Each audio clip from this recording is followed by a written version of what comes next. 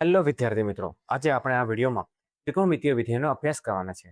ધોરણ 11માં તમે ત્રિકોણમિતીય વિધેયો વિશે થોડું ઘણું ભણી ચૂક્યા છો. આ વિડીયોમાં આપણે ત્રિકોણમિતીય વિધેયને વધુ ઊંડાણપૂર્વક સમજવાના છે. પરંતુ એક વસ્તુનું ખાસ ધ્યાનમાં રાખજો કે આ એક એવો વિષય છે જેને જો તમે સારી રીતે નહીં સમજો તો ધોરણ 11 અને ધોરણ 12ને ત્રિકોણમિતિમાં આગળ વધવું તમારા માટે ખૂબ જ મુશ્કેલ બની રહેશે. તેથી આ વિડીયોને એક પણ ભાગ સ્કીપ કર્યા વગર અંત સુધી ધ્યાનપૂર્વક જોતા રહો. તો ચાલો હવે ત્રિકોણમિતીય વિધેયનો અભ્યાસ શરૂ કરીએ. હવે ધારો કે આપણી જોડે XY સમતલમાં ઉગમ બિંદુ કેન્દ્રવાળું અને 1 એકમ ત્રિજ્યાવાળું કોઈ વર્તુળ છે. એટલે કે આપણે અહીંયા એક એવું વર્તુળ લેવાનું છે કે જેનું કેન્દ્ર જે છે તે ઉગમ બિંદુ એટલે કે 0 0 પર હોય અને તે x એક્સિસને 1 0 અને y એક્સિસને 0 1 માં છેદતો હોય. હવે ધારો કે આ વર્તુળનું જે કેન્દ્ર છે તેને આપણે O નામ આપીશું. તેથી અહીંયા 0 0 થશે. ઓકે, અને આ વર્તુળ x એક્સિસને જે બિંદુમાં છેદે છે તેને આપણે A કહીશું. તે અહીંયા એના આયામ 1 0 થશે. ઓકે, અને y એક્સિસને જે બિંદુમાં છેદે છે તેને આપણે B નામ આપીશું અને તેના આયામ 0 1 થશે. હવે જો આ વર્તુળ x એક્સિસને જમણી બાજુએ 1 0 માં છેદે તો ડાબી બાજુએ -1 0 માં છેદશે. તેથી આપણે ડાબી બાજુનું જે બિંદુ છે તેને કંઈક C નામ આપીશું. તેથી તેના આયામ -1 0 થશે. તેવી જ રીતે જો આ વર્તુળ y એક્સિસને ઉપરની બાજુએ 0 1 માં છેદે તો નીચેની બાજુએ 0 -1 માં છેદશે. તેથી અહીંયા આપણે તે બિંદુને D નામ આપીશું અને તેના આયામ 0 -1 થશે. વિદ્યાર્થી મિત્રો, ધોરણ 10 ની અંદર આપણે cos થીટા અને sin થીટા વિશે અભ્યાસ કર્યો છે. અને બીજું કે યામસંતરમાં કોઈ પણ બિંદુને આપણે PXY આવી રીતે દર્શાવીએ છીએ. તો જ્યારે આપણે ત્રિકોણમિતીય વિધેયની વાત કરીશું ત્યારે આપણે બિંદુને કંઈક આવી રીતે દર્શાવીએ કે P cos theta sin theta. કહેવાનો મતલબ એમ છે કે x આપણા માટે cos થીટા થશે અને y આપણા માટે sin થીટા થશે. ક્લિયર છે? બીજું એક સૂત્ર આ ધ્યાનમાં રાખજો કે cos square theta plus sin square theta equal two 1 થાય. ક્લિયર છે? આ સૂત્ર તમારે ફક્ત ધ્યાનમાં રાખવાનું છે. આ કેવી રીતે આવ્યું એ તમારે જોવાનું નથી. બસ આટલું ધ્યાનમાં રાખો કે cos square theta plus sin square theta equal two 1 થાય. હવે ધારો કે આપણે બિંદુ A થી સ્ટાર્ટ કરીએ અને પછી આપણે A થી B, B થી C, C થી D અને ફરીથી D થી A પર આવીએ છીએ. બરાબર છે? તો આપણે શું કહેવાય કે એક પરિભ્રમણ પૂર્ણ કર્યું કહેવાય. બરાબર છે? એક ચક્ર પૂર્ણ કર્યું કહેવાય. હવે આપણને ખબર છે કે એક પરિભ્રમણ બરાબર 2π થાય. ઓકે, તો એનો મતલબ એમ થયો કે એ બિંદુ આગળ આપણને કાં તો 0 માપનો ખૂણો મળશે કાં તો 2π માપનો ખૂણો મળે છે. ક્લિયર છે? હવે ધારો કે આપણે બિંદુ A થી સ્ટાર્ટ કરીએ છીએ અને A થી B અને B થી C પર આવીએ છીએ. તો એનો મતલબ એમ થયો કે આપણે અહીંયા અડધું પરિભ્રમણ પૂર્ણ કર્યું કહેવાય. બરાબર છે? તો અહીંયા કેટલા માપનો ખૂણો થશે? અહીંયા π માપનો ખૂણો થશે. એમ? કારણ કે 2π ભાગ્યા 2 બરાબર π થશે. ક્લિયર છે? હવે ધારો કે આપણે A થી સ્ટાર્ટ કરીએ છીએ એટલે B સુધી પહોંચીએ છીએ. ઓકે, તો એનો મતલબ એમ થયો આપણે ચોથા ભાગનું પરિભ્રમણ પૂર્ણ કર્યું કહેવાય. બરાબર છે? તો ખૂણાનું માપ 2π/4 ઇક્વલ ટુ π/2 થશે. એ B આગળ ખૂણાનું માપ π/2 થશે. ઓકે, અહીંયા π લખવાનું રહી ગયું છે. હવે માની લો કે આપણે A થી સ્ટાર્ટ કરીએ છીએ, પછી B તરફ, B થી C અને C થી D તરફ આવીએ છીએ. બરાબર છે? તો આપણે કેટલું પરિભ્રમણ પૂર્ણ કર્યું કહેવાય? તો આપણે 3/4 ભાગનું પરિભ્રમણ પૂર્ણ કર્યું કહેવાય. ક્લિયર છે? તો એનો મતલબ એમ થયો કે 3/4 ગુણ્યા 2π આ ગયું 3π/2 આવશે. બરાબર છે? તો D બિંદુ આગળ ખૂણાનું માપ 3π/2 થશે. ઓકે, તો હવે ખબર પડી કે A બિંદુ આગળ ખૂણાનું માપ 0 કાં તો 2π, B બિંદુ આગળ π/2, C બિંદુ આગળ π અને D બિંદુ આગળ 3π/2 થશે. તો મેં તમને પહેલા કીધું તે પ્રમાણે તો વર્તુળ પરનું કોઈ બિંદુ P હોય એને આપણે કેવી રીતે લખીશું? cos theta sin theta. બરાબર છે? જ્યાં થીટા શું છે? ખૂણાનું માપ છે. હવે હું બિંદુ A ની વાત કરું તો અહીંયા એ બિંદુ શું છે? 1 0 છે. એટલે આપણા માટે અહીંયા cos થીટા ઇક્વલ ટુ 1 થશે અને sin થીટા ઇક્વલ ટુ 0 થશે. બરાબર છે? પરંતુ બિંદુ A આગળ ખૂણાનું માપ કેટલું છે? કાં તો 0 છે કાં તો 2π છે. બરાબર છે? આપણે હાલ પૂરતું 0 ની વાત કરીએ તો એનો મતલબ એમ થયો કે થીટા આપણા માટે 0 થશે. તો બિંદુ A આગળ cos 0 ઇક્વલ ટુ 1 થશે, sin 0 ઇક્વલ ટુ 0 થશે. ઓકે, આ મૂલ્યને ખાસ ધ્યાનમાં રાખજો કારણ કે આ મૂલ્ય વારંવાર પૂછાય છે. cos 0 ઇક્વલ ટુ 1 અને sin 0 ઇક્વલ ટુ 0 થાય છે. ઓકે, હવે આપણે બિંદુ બી ની વાત કરીએ. બિંદુ બી શું છે? 0 1. બરાબર છે. તો એનો મતલબ એમ થયો કે અહીંયા આપણને cos થીટા ઇક્વલ ટુ 0 ને sin થીટા ઇક્વલ ટુ 1 મળે છે. ઓકે. બિંદુ બી આગળ ખૂણામાં કેટલું છે? π/2 છે. ઓકે. તો એનો મતલબ એમ થયો કે cos π/2 ઇક્વલ ટુ 0 થશે અને sin π/2 ઇક્વલ ટુ 1 થશે. ઓકે. એક આ મૂલ્ય પણ તમારે ધ્યાનમાં રાખવું પડશે, કારણ કે આ જે મૂલ્યો જે છે તે ધોરણ 11 અને ધોરણ 12માં વારંવાર પૂછાય છે. દરેક દાખલામાં આ મૂલ્યનો ઉપયોગ ક્યાંક ને ક્યાંક થાય છે. તેથી આ મૂલ્ય ખાસ ધ્યાનમાં રાખજો. હમણાં હું તમને એક કોષ્ટક બનાવીને આપું છું એનું આ મૂલ્ય કેવી રીતે યાદ રાખવાનું. હવે વાત આપણે સી બિંદુની કરીએ. તો સી બિંદુ આગળ -1 0 છે. તો એનો મતલબ એમ થયો કે સી બિંદુ આગળ cos થીટા ઇક્વલ ટુ -1 અને sin થીટા ઇક્વલ ટુ 0 થશે. ઓકે. સી બિંદુ આગળ થીટા શું મળે છે? આપણને પાય મળે છે. એનો મતલબ એમ થયો કે cos પાય ઇક્વલ ટુ -1 થશે, sin પાય ઇક્વલ ટુ 0 થશે. બરાબર છે. ફરીથી આ મૂલ્યને પણ ધ્યાનમાં રાખવાનું છે. મારે આ મૂલ્યને યાદ કરવાના છે. હવે બિંદુ ડી ની વાત કરું તો ડી બિંદુ આગળ આપણને 0 -1 મળે છે. એનો મતલબ એમ થાય કે cos થીટા ઇક્વલ ટુ 0 અને sin theta equal two -1. D આગળ થીટા ઇક્વલ ટુ 3π/2 છે. તો એનો મતલબ એમ થયો કે cos 3π/2 ઇક્વલ ટુ 0 થાય અને sin 3π/2 ઇક્વલ ટુ -1 થશે. ઓકે. આ પણ મૂલ્ય તમારે યાદ રાખવાના છે. ઓકે. વિદ્યાર્થી મિત્રો, ધોરણ 10 ની અંદર આપણે ત્રિકોણમિતિય ગુણોત્તરના અલગ અલગ મૂલ્યો માટે એક ટેબલ તૈયાર કર્યો હતો. તો તેના પર આપણે ફરીથી એક નજર કરી લઈએ. આપણને ખબર છે કે sin 0 equal to 0, sin 30 equal two 1/2, sin 45 equal two 1/√2, sin 60 equal to √3/2 અને sin 90 ઇક્વલ ટુ 1 થાય.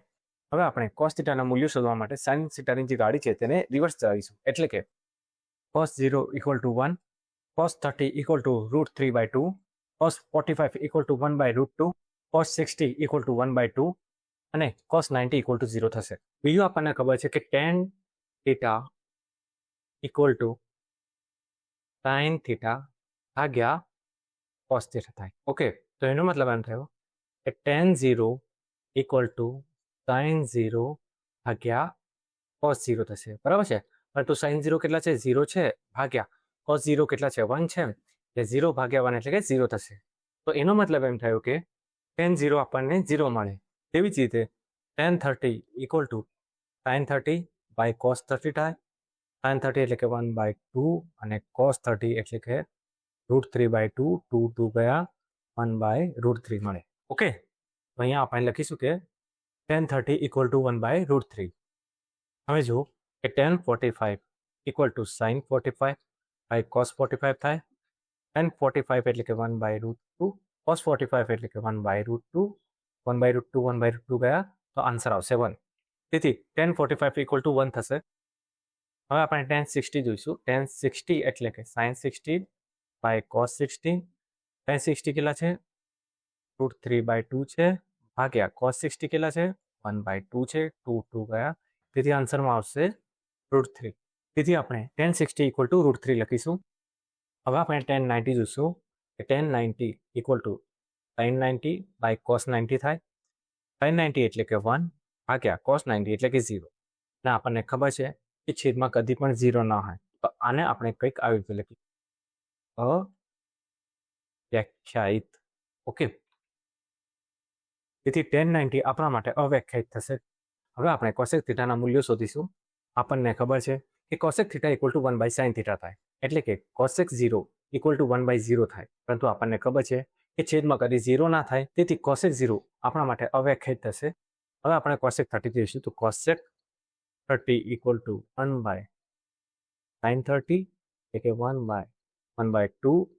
છેદનો છેદ ગુણાકારમાં જાય એટલે કે 2 ઉપર આવી જશે. બરાબર છે. તો cosec 30 આપણને 2 મળશે. તેથી આપણને cosec 30 ઇક્વલ ટુ 2 મળશે. તેવી જ રીતે cosec 45 આપણને 1/sin 45 એટલે કે √2 મળશે. cosec 60 ઇક્વલ ટુ 1/sin 60 એટલે કે 2/√3 અને cosec 90 એટલે કે 1/sin 90 એટલે કે 1 મળશે. હવે આપણે sec થીટાના મૂલ્યો જોઈશું. આપણને ખબર છે કે sec theta equal two 1/cos theta થાય. તેથી sec 0 ઇક્વલ ટુ 1/cos 0 એટલે કે 1.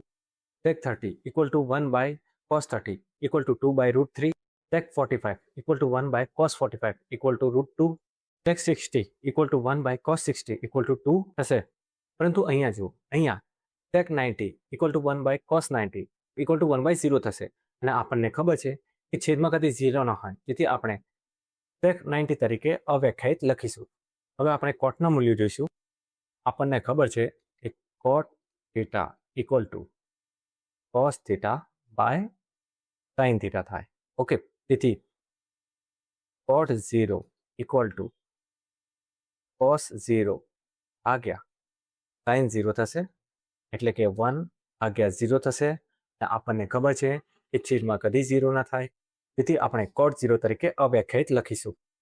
હવે આપણે cot 30 શોધીશું, તેથી આપણે લખીશું કે cot 30 equal to cos 30 by sin 30. cos 30 કેટલા છે?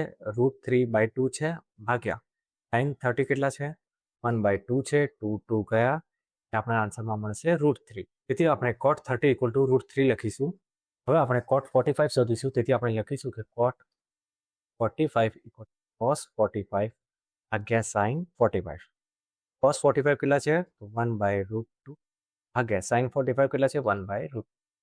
√2 ગયા, આન્સર આવશે 1. તેથી આપણે cot 45 equal to 1 લખીશું. હવે આપણે cos 60 શોધીશું, તો cot 60 equal to cos 60 by sin 60 થાય. cos 60 એટલે કે 1/2 અને sin 60 એટલે કે √3/2. 2 ગયા, એટલે આન્સર આવશે 1/√3. તેથી આપણે cot 60 equal to 1/√3 લખીશું. હવે આપણે cot 90 શોધીશું, તો cot 90 equal to cos 90 by sin 90 થશે. cos 90 એટલે કે 0, sin 90 એટલે કે 1, અને 0 ભાગ્યા 1 equal to 0 થશે. તેથી cot 90 equal to 0 મળશે. તો આપણે ધોરણ 10માં જે ત્રિકોણમિતિય ગુણોત્તરનો ટેબલ જોયો હતો એ પૂર્ણ કરીએ છીએ. પરંતુ આ પ્રકરણમાં આપણે થીટાની કેટલીક વિશેષ કિંમતો માટે ત્રિકોણમિતિય ગુણોત્તરના મૂલ્યો શોધ્યા છે, તો તેને પણ આપણે આ ટેબલમાં લખીશું. તો અહીંયા જુઓ, અહીંયા આપણને થીટાની 4 અલગ અલગ કિંમતો મળે છે: π/2, π, 3π/2 અને 2π. હવે આપણે 2π કહીએ કે 0 કહીએ, બંને એક જ વસ્તુ છે. અને આ ટેબલની અંદર આપણે 0ની કિંમત માટે અલગ અલગ ત્રિકોણમિતિય ગુણોત્તરના મૂલ્યો શોધી ચૂક્યા છીએ.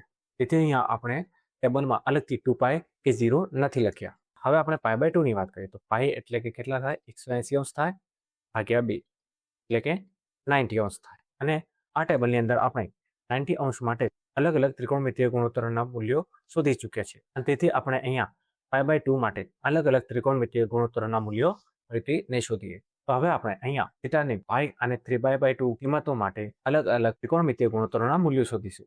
અહીંયા જો, અહીંયા cos π equal to -1 છે અને sin π equal to 0 છે. તેથી ટેબલની અંદર આપણે sin π equal to 0 અને cos π equal to -1 લખીશું. ફરીથી અહીંયા જુઓ, અહીંયા cos 3π/2 equal to 0 અને sin 3π/2 equal to -1 છે.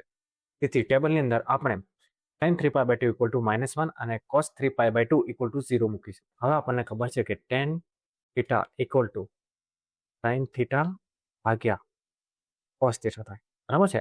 એટલે કે tan π equal to sin π by cos π થાય. પરંતુ sin π કેટલા છે? 0 છે, અને cos π -1 છે. 0 ભાગ્યા -1 0 થશે. તેથી આપણને tan π equal to 0 મળશે. તેવી જ રીતે આપણને tan 3π/2 equal to sin 3π/2 by cos 3π/2 મળે. ઓકે, તો sin 3π/2 આપણા માટે -1 છે અને cos 3π/2 0 છે. તો અહીંયા જુઓ, અહીંયા છેદમાં 0 છે અને આપણને ખબર છે કે છેદમાં કદી 0 ના હોય. તેથી tan 3π/2 અવ્યાખ્યાયિત થશે. હવે cosec θ equal to 1 by sin θ થાય, એટલે કે cosec π equal to 1 by sin π થાય, એટલે કે 1/0 થશે. અને આપણને ખબર છે કે છેદમાં કદી 0 ના આવે, તેથી cosec π અવ્યાખ્યાયિત થશે. તેવી જ રીતે cosec 3π/2 equal to 1 by sin 3π/2 થશે, એટલે કે 1/-1 થશે.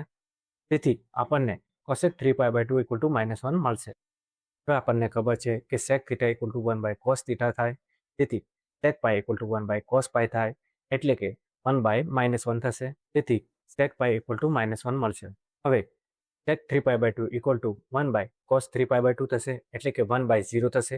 અને આપણને ખબર છે કે છેદમાં કદી 0 ના આવે, તેથી sec 3π/2 અવ્યાખ્યાયિત થશે. હવે આપણે cot θ ના મૂલ્યો શોધીશું. cot θ equal to cos θ ભાગ્યા sin θ થાય, એટલે કે cot π equal to cos π ભાગ્યા sin π થશે, એટલે કે -1/0 થશે. અને આપણને ખબર છે કે છેદમાં કદી 0 ના આવે, તેથી cot π અવ્યાખ્યાયિત થશે. તેવી જ રીતે cot 3π/2 ઇક્વલ ટુ cos 3π/2 ભાગ્યા sin 3π/2 થશે, એટલે કે 0 ભાગ્યા -1 થશે. તેથી આપણને cot 3π/2 ઇક્વલ ટુ 0 મળશે. તો અહીંયા આપણે ત્રિકોણમિતિય ગુણોત્તરનો જે ટેબલ છે તે પૂર્ણ કરી છે. હવે આપણે એ જોઈશું કે થીટાની કઈ કઈ કિંમતો માટે sin, cos અને tanના મૂલ્યોનું પુનરાવર્તન થાય છે. અહીંયા આપણને બિંદુ A10 આપેલું છે, બરાબર છે. અને આપણે પહેલા કીધું તે પ્રમાણે કે વર્તુળ પર ધારો કે કોઈ પણ બિંદુ P હોય તો આપણે તેને આવી રીતે લખીએ છીએ cos theta sin theta. Okay, તો એનો મતલબ એમ થયો કે cos થીટા ઇક્વલ ટુ 1 અને sin થીટા ઇક્વલ ટુ 0 થશે. ક્લિયર છે? હવે અહીંયા આપણે તો બિંદુ A આગળ આપણે ખૂણાનું માપ 0 લીધેલું છે. હવે ધારો કે આપણે A થી સ્ટાર્ટ કરીને B, B થી C, C થી D અને D થી A પર આવી છે. તો આપણે એક ચક્કર પૂર્ણ કર્યું કહેવાય, એટલે કે આપણે એક પરિભ્રમણ પૂર્ણ કર્યું કહેવાય. અને એક પરિભ્રમણ એટલે કે 2π થાય. ક્લિયર છે? તો એનો મતલબ એમ થયો કે આપણે A થી સ્ટાર્ટ કરીને A ઉપર આવીએ તો ખૂણાનું માપ 2π થયું કહેવાય, બરાબર છે. અને 2π આગળ આપણને ફરીથી A10 જ મળે છે, એટલે કે cos થીટા ઇક્વલ ટુ 1 અને sin થીટા ઇક્વલ ટુ 0 મળે છે. તો એનો મતલબ એમ થયો કે 0 અને 2π માટે આપણને cos થીટા અને sin થીટાના એ જ મૂલ્યો ફરીથી મળે છે. હવે ધારો કે આપણે ફરીથી A થી સ્ટાર્ટ કરીએ અને ફરીથી A થી સ્ટાર્ટ કરીને A ઉપર આવીએ છીએ, બરાબર છે. તો ખૂણાનું માપ કેટલું થઈ જશે? હવે 4π થઈ જશે, બરાબર છે. તો ફરીથી આપણને અહીંયા A10 જ મળશે. તો એનો મતલબ એમ થયો કે cos થીટા ઇક્વલ ટુ 1 અને sin થીટા ઇક્વલ ટુ 0 જ મળશે.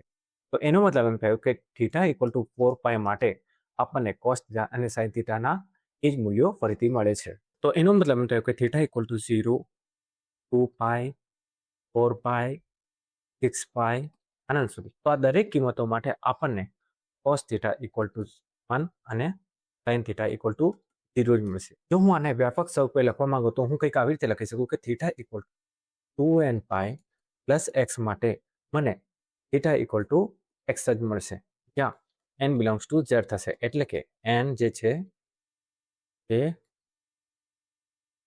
પૂર્ણાંક સંખ્યા જ થશે. ઓકે, તો કહેવાનો મતલબ એમ છે કે 2nπ પ્લસ x માટે કોસની અને સાઇનની કિંમતો બદલાશે નહીં. એટલે કે cos 2nπ plus x equal to cos x અને sin 2nπ plus x equal to sin x જ થશે. આ તમે બિંદુ A માટે વાત કરી, પરંતુ શું વર્તુળના બધા જ બિંદુઓ માટે આ વિધાન શક્ય છે? તો આ વિધાન દરેક બિંદુએ સત્ય હોવા માટેની એક જ શરત છે કે n જે છે તે પૂર્ણાંક સંખ્યા હોવી જોઈએ. જો n અપૂર્ણાંક હશે તો આ વિધાન સત્ય નહીં થાય. તો એક વસ્તુનું ધ્યાનમાં રાખજો કે જ્યારે પણ cos 2nπ plus x equal to cos x અને sin 2nπ plus x equal to sin x હોવા માટે n નું પૂર્ણાંક હોવું ખૂબ જ જરૂરી છે. જો n અપૂર્ણાંક હશે તો આ વિધાન સત્ય નહીં થાય. ઓકે, તો અહીંયા તમે જોયું કે cos 2nπ plus x equal to cos x છે. તેથી આપણને અહીંયા sec 2nπ plus x equal to sec x જ મળશે. તો હમણાં આપણે જોયું તે પ્રમાણે કે cos 2nπ plus x equal to cos x થશે, બરાબર છે. તેથી sec 2nπ plus x equal to sec x જ થશે. ઓકે, તો કહેવાનો મતલબ એમ છે કે થીટાની દરેક 2π કિંમત માટે secની કિંમતોનું પુનરાવર્તન થશે. ઓકે, તેવી જ રીતે sin 2nπ plus x equal to sin x હોવાથી cosec 2nπ plus x equal to cosec x જ થશે.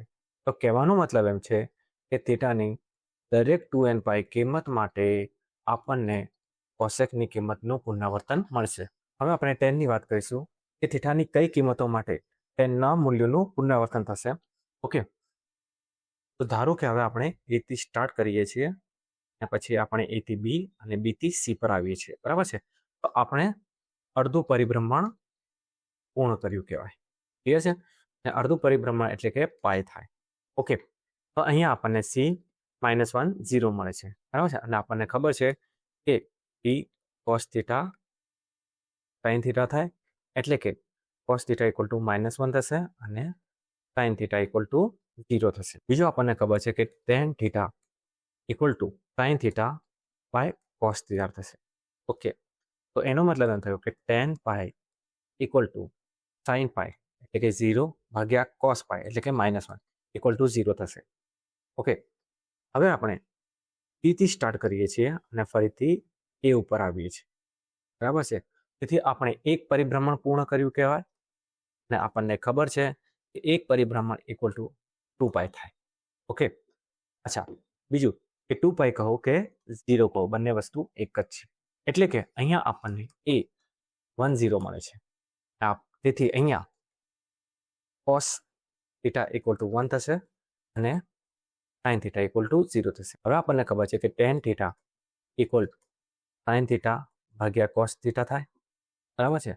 અહીંયા આપણે tan 2π લખીશું. તેથી tan 2π ઇક્વલ ટુ sin 2π અને sin 2π કેટલા મળ્યા આપણને? 0 મળ્યા ભાગ્યા cos 2π આપણને 1 મળ્યા. એટલે આન્સર 0 આવશે. તો અહીંયા ઉપર જો, અહીંયા આપણને tan π ઇક્વલ ટુ 0 મળ્યા અને tan 2π ઇક્વલ ટુ 0 મળ્યા. તો એનો મતલબ એમ થયો કે પાઈની કોઈ પણ કિંમત માટે તેનું મૂલ્ય બદલાતું નથી. એટલે કે theta equal two n pi plus x માટે આપણને થીટા ઇક્વલ ટુ એક્સ મળશે. તો કહેવાનો મતલબ એમ છે કે tan n pi plus x માટે આપણને tan એક્સ મળશે. ઓકે, પરંતુ અહીંયા એક શરત એ છે કે n જે છે તે પૂર્ણાંક હોવો જોઈએ. બરાબર, આગળ બતાવ્યું તમને તે પ્રમાણે કે જો n અપૂર્ણાંક હશે તો આપણને tan n pi plus x equal to tan x નહીં મળે. cot n pi plus x equal two cot x જ થશે. તો કહેવાનો મતલબ એમ છે કે પાઈની કોઈ પણ કિંમત માટે કોટનું મૂલ્ય બદલાશે નહીં. તો ફરીથી આપણે એક વખત નજર મારી લઈએ કે થીટાની કઈ કઈ કિંમતો માટે ત્રિકોણમિતીય વિધેયના મૂલ્યનું પુનરાવર્તન થાય છે. તો આપણે અહીંયા લખીશું કે first number sin 2n pi plus x equal to sin x થશે. Second, cos 2n pi plus x equal to cos x થશે. Third, tan n pi plus x equal to tan x થશે. હવે સાઇનનો વ્યસ્ત cosec થાય, તેથી cosec 2n pi plus x equal to cosec x થશે. કોસનો વ્યસ્ત ટેક થાય, તેથી ટેક 2n pi plus x equal to ટેક એક્સ થશે. અને ટેનનો વ્યસ્ત કોટ થાય, તેથી કોટ n pi plus x equal two કોટ એક્સ થશે. પરંતુ અહીંયા ખાસ ધ્યાનમાં રાખવા જેવી એક વસ્તુ જે છે તે છે n બિલોંગ્સ ટુ z હોવું જરૂરી છે. એટલે કે n જે છે તે પૂર્ણાંક હોવું જરૂરી છે. પરંતુ વિડીયો પૂર્ણ કરવાથી પહેલા હું તમને એક વિનંતી કરીશ કે તમને આ વિડીયો ગમે હોય તો આ વિડીયોને લાઈક કરો, શેર કરો અને સ્કૂલ ઓફ મેથેમેટિક્સના ચેનલને સબસ્ક્રાઈબ. Thank you.